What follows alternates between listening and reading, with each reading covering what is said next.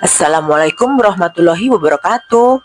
Halo teman-teman wajib pajak badan. Pada video kali ini, kita akan membahas panduan lengkap pelaporan SPT tahunan PPh Badan Nihil untuk tahun pajak 2025 yang dilaporkan melalui sistem Cortex DJP pada akhir 2025 hingga Januari 2026. Penting untuk diingat, walaupun perusahaan tidak ada omset, tidak ada biaya, dan tidak ada pajak teruntang, kewajiban lapor SPT tetap wajib agar status perusahaan tetap patuh administrasi dan terhindar dari sanksi. Tutorial ini sengaja dibuat mendalam karena banyak wajib pajak badan yang nyangkut di tengah jalan akibat beberapa error di Cortex yang tidak dijelaskan di panduan resmi. Sebelum membuka portal, siapkan 3 hal utama.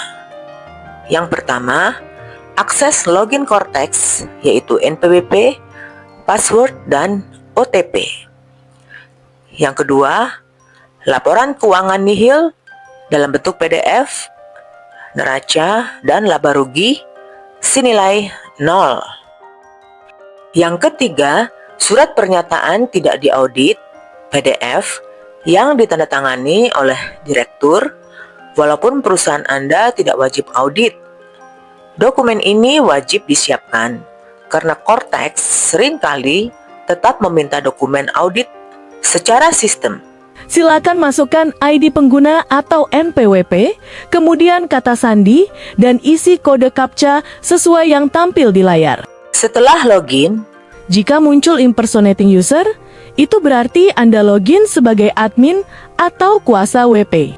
Masuk ke menu SPT, lalu pilih SPT tahunan badan, dan klik buat konsep SPT.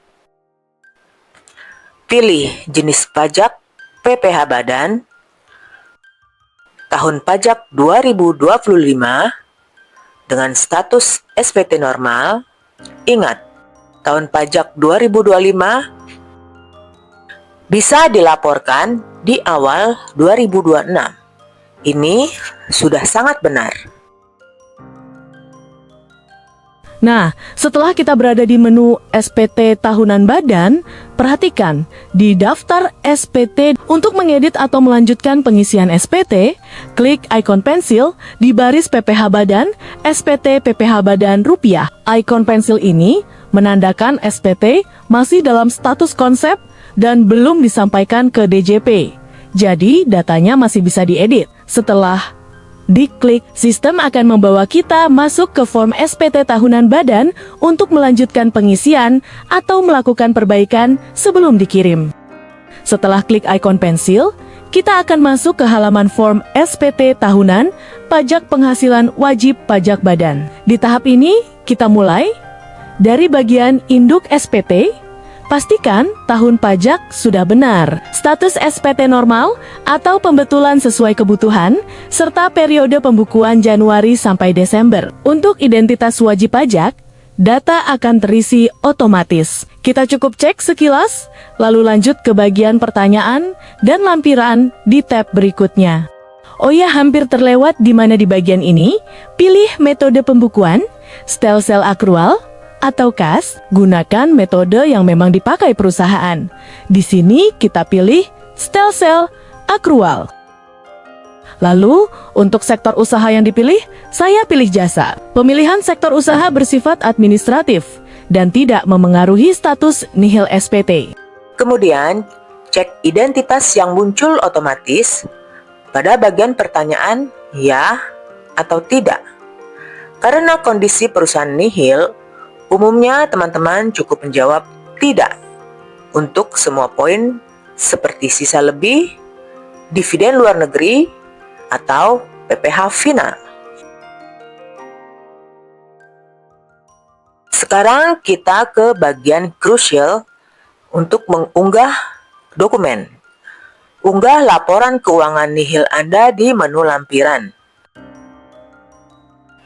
Oh iya, penting sekali, setiap selesai mengisi satu halaman atau dashboard, wajib klik simpan konsep di pojok bawah.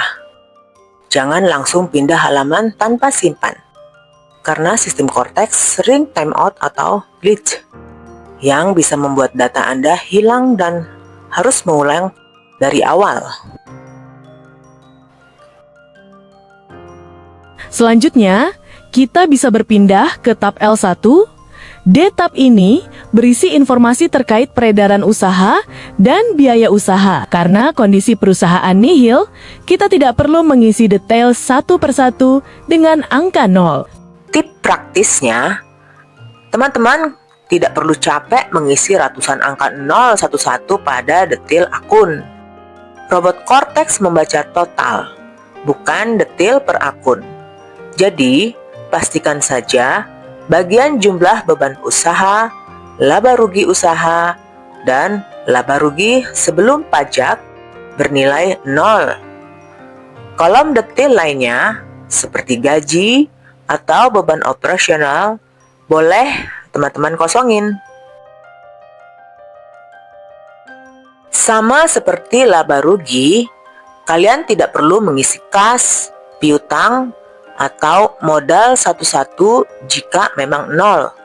Yang wajib adalah memastikan jumlah aset sama dengan 0, jumlah liabilities sama dengan 0, dan jumlah equities sama dengan 0. Jangan mengisi modal Rp1 pun jika memang tidak ada setoran modal nyata. Setelah dipastikan semua data sudah terisi dengan benar, maka kembali simpan konsepnya.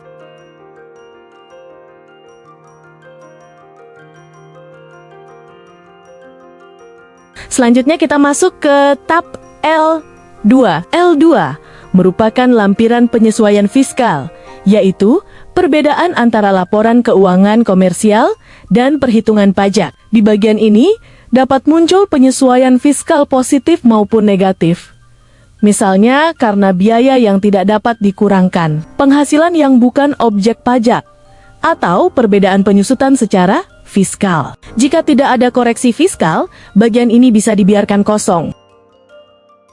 Karena pada contoh ini, perusahaan tidak memiliki utang, piutang, maupun modal yang memerlukan koreksi fiskal, maka bagian ini tidak perlu diisi, dan seluruh nilai dapat dibiarkan kosong dengan total tetap 0.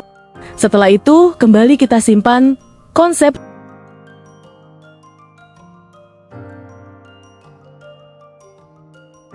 Tab L, N6 berisi daftar pemegang saham dan modal. Jika tidak ada perubahan, cukup dicek tanpa perlu diubah.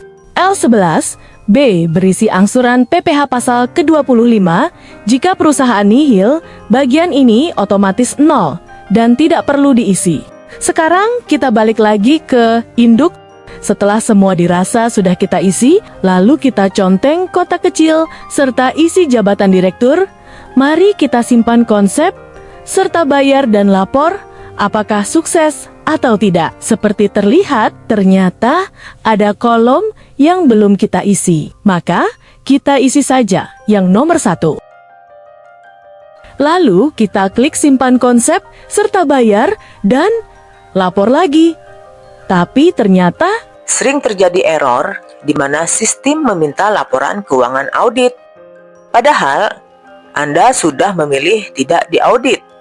Ini adalah bug sistem Cortex. Solusinya, gunakan surat pernyataan tidak diaudit yang sudah disiapkan tadi. Isinya singkat saja, laporan keuangan tahun pajak 2025 tidak diaudit karena tidak memenuhi kriteria wajib audit. Lalu unggah di kolom lampiran keuangan audit. Walaupun namanya kolom audit, isinya boleh surat pernyataan tersebut. unggah dokumen unauditnya. Kemudian setelah kita cek semua sudah benar, maka kita klik simpan konsep.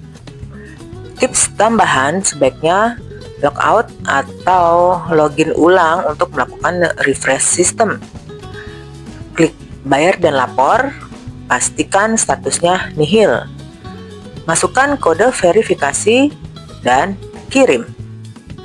Setelah berhasil, simpan bukti penerima elektronik atau BPE dan PDF SPT tahunan badan sebagai bukti sah. Laporan Anda dinyatakan benar dan sah jika statusnya diterima, ada BPE, dan lampirannya lengkap, yaitu laporan keuangan dan surat pernyataan unaudit. Jangan khawatir jika perusahaan sudah berdiri 5 tahun lebih, tapi tetap nihil asalkan dilaporkan dengan benar, itu tidak masalah. SPT nihil bukan berarti asal isi, tapi isi dengan benar. Semoga tutorial berdasarkan praktek nyata lapangan ini membantu Anda. Sampai jumpa di tutorial berikutnya.